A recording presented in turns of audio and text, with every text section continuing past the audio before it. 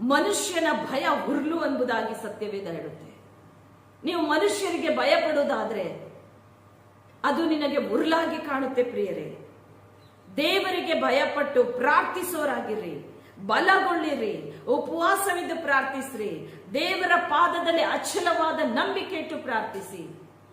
ಶದ್ರೇಕ್, Meshach, ಅಬೇದ್ನೆಗೋರು ದೇವರನ್ನೇ ದೃಷ್ಟಿಸಿದ್ರು. ಯಾರನ್ನು ಕೂಡ ಉದ್ದೇಶಿಸಿ ಇರಲಿಲ್ಲ, ಯಾರನ್ನು ಕೂಡ ಅವರ ಆಲೋಚನೆಯಲ್ಲಿ ಇಟ್ಕೊಳ್ಳಿಲ್ಲ. ಧೈರ್ಯವಾಗಿ ಉತ್ತರಿಸೋರಾಗಿದ್ರು, ಧೈರ್ಯವಾಗಿ ಮಾತನಾಡೋರಾಗಿದ್ರು. ಅವರು ದೇವರನ್ನೇ ದೃಷ್ಟಿಸಿ ದೇವರ ಮೇಲೆ ನಂಬಿಕೆ ಇಟ್ಟು ಆ ಬೆಂಕಿಯ ಒಳಗೆ ಪ್ರವೇಶ ಮಾಡಿದ್ರು. ಅವರ ನಂಬಿಕೆಯನ್ನ, ಅವರ ಪ್ರಾರ್ಥನೆ ಜೀವಿತವನ್ನ ನೋಡಿದ ದೇವರು ಕರ್ತನವರನ್ನಿಂದ ಬಿಡುಗಡೆ ಕೊಟ್ಟರು. ಅಗ್ನಿ ಒಳಗೂ ಕೂಡ ಅವರ ಶರೀರದ ಮೇಲೆ, ಅವರ ಮೈ ಮೇಲೆ ಹಾಕಿದಂತ ಒಂದೊಂದು ಬಟ್ಟೆಗಳು ಕೂಡ, ಅವರ ತಲೆಯ ಕೂದಲು ಕೂಡ